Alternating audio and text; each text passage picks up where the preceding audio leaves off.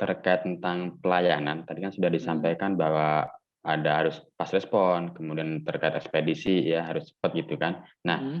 untuk sistem pembayaran sendiri gimana Mas? Sistem pembayarannya tuh, ada yang pakai Rekber ya, rekening bersama, dan juga Mhm. ada COD. Nah itu tuh mempengaruhi juga nggak Mas itu Mas?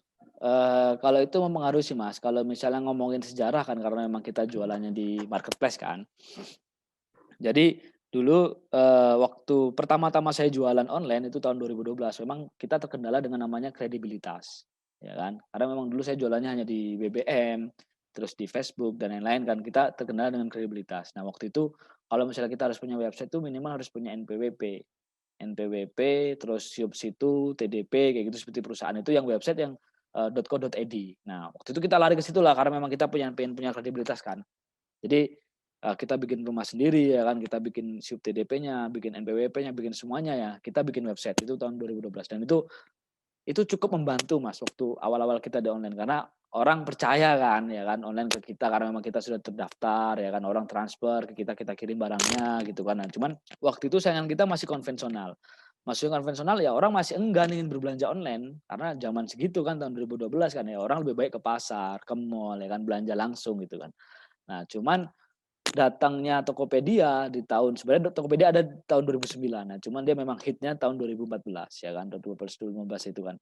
Nah pas datangnya Tokopedia itu dia lebih menjamin kredibilitas Mas. Jadi waktu itu karena memang, musuh utamanya adalah kepercayaan, Tokopedia hadir dengan membawa kepercayaan yang sangat bagus yaitu rekening bersama. Hanya itu yang Tokopedia punyai waktu itu kan dan dia sampai iklannya kemana mana dia juga itu dan akhirnya, mampu tuh Mas meningkatkan transaksi Tokopedia. Nah, terus muncul lagi tuh saingannya, tahun 2016 awal, itu Shopee. Kalau misalnya kita masih ingat bersama, gratis ongkos kirim seluruh Indonesia. Dan itu semakin meningkatkan daya beli, masyarakat kan untuk online. Karena ya biasanya orang pergi ke Jakarta, pergi ke Bandung, ya kan, dia belanja baju, sekarang gratis ongkos kirim, ya kan. Jadi orang berbondong-bondong belanja semuanya tuh ke Shopee waktu itu. Dan Shopee pun ya berhasil waktu itu duduk di peringkat satu di marketplace, karena memang transaksinya luar biasa. Dan waktu itu kita transaksi di Tokopedia itu masih di angka 1.000, 2.000, cuman begitu kita gabung di Shopee, itu langsung melonjak drastis, Mas. Itu di angka 5.000, 6.000 per day-nya itu waktu itu. Karena memang Shopee mensubsidi ongkos kirim. Jadi daya tarik dan daya minat pelanggan itu cukup besar. Nah, tahun 2018 akhir lah ya, awal-awal 2019 tapi 2018 akhir ya kan, itu marketplace baru lagi muncul dengan membawa membawa kelebihannya.